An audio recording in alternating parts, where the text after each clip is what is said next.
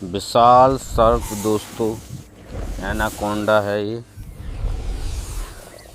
अभी मैंने एक वीडियो डाला था, उसमें एनाकोंडा मूवी यदि आपको देखनी है तो उसमें मैंने लिंक डाल रखी थी उस मूवी की। इसमें भी डाल दूंगा आपको यदि देखनी है तो।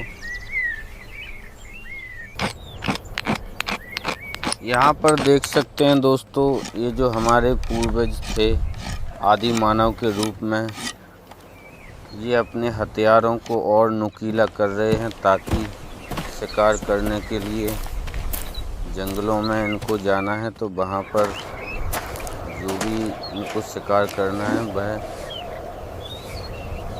धारदार हथियार से यह अपना शिकार कर सकते हैं। अब ये सभी लोग जा रहे हैं जंगल में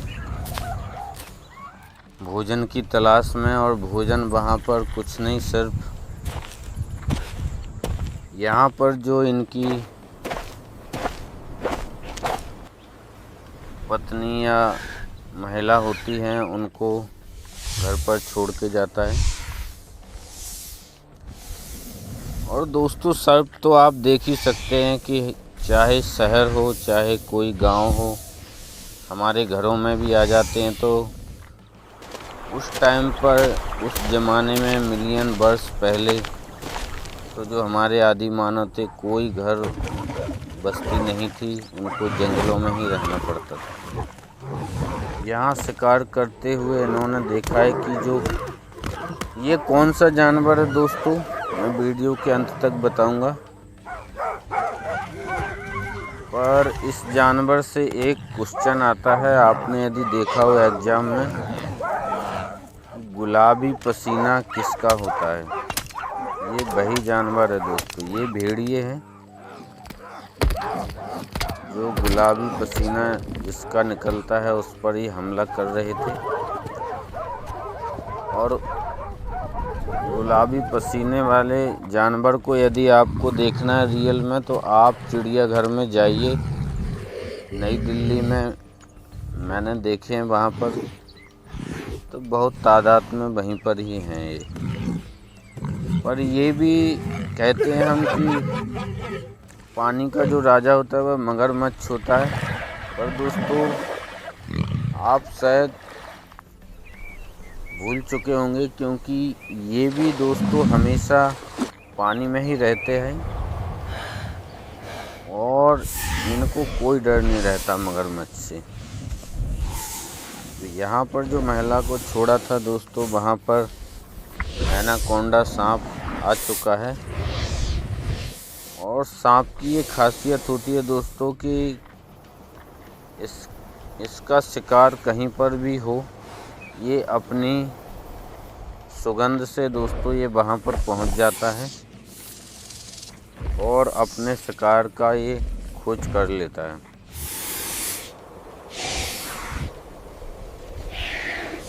यहाँ पर ये इस महिला के ऊपर ये हमला करेगा, इसको खाने की कोशिश करेगा, क्योंकि यहाँ पर वो लोग तो है नहीं। इस महिला के जो कबीले वाले होते हैं, पति होते हैं, वो तो शिकार करने के लिए गए। देख सकते हैं सेम इसी कंडीशन में सांप अपनी गिरफ्त में अपने शिकार को लेता है और अपनी जो इसकी पकड़ने की एक कुंडली होती है, इससे अपने शिकार को पूरी तरीके से ये पहले मार देता है, उसके बाद ये निगलता है।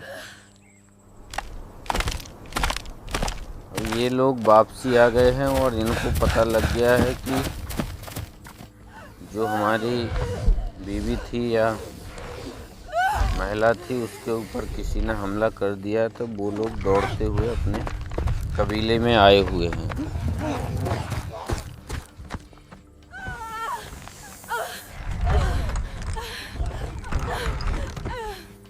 अब आप देख सकते होंगे कि हमारे जो पूर्वज थे वो किस तरीके से अपना हमेशा जीवन संघर्ष में बिताते थे। सिर्फ खाना खाने की तलाश में ही दोस्तों, भोजन की तलाश में ये लोग हमेशा अपना संघर्ष करते रहते।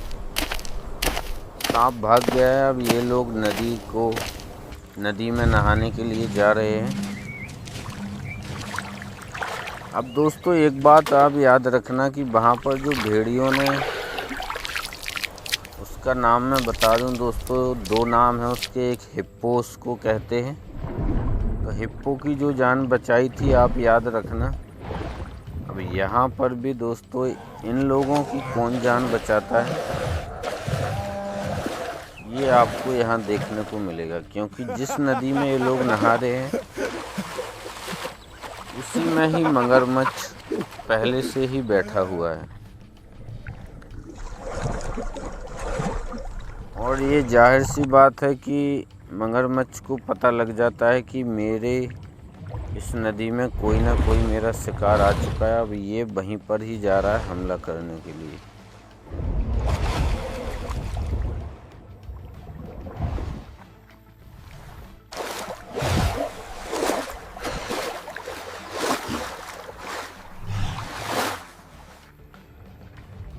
हिप्पो दोस्तों एक ऐसा जानवर है कि जो पानी में हमेशा रहता है। वह मगरमच्छ से कभी नहीं डरता है, क्योंकि हिप्पो का जो जबड़ा होता है दोस्तों वो बहुत ही खतरनाक होता है।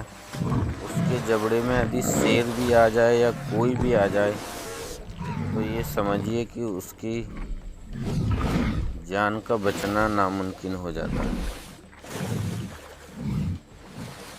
और हिप्पो की चमड़ी इतनी मोटी होती है कि उसको कोई भी जानवर उसको हमला, यहाँ पर देख सकते हैं मगरमच्छ ने हमला कर दिया है इनके ऊपर। अब ये सभी लोग बाहर आ जाते हैं, वह अकेला अंदर मगरमच्छ से लड़ता रहता है। अब ये जो महिला रहती है इसका वो पति है जो अंदर मगरमच्छ उस पर हमला कर रहा है।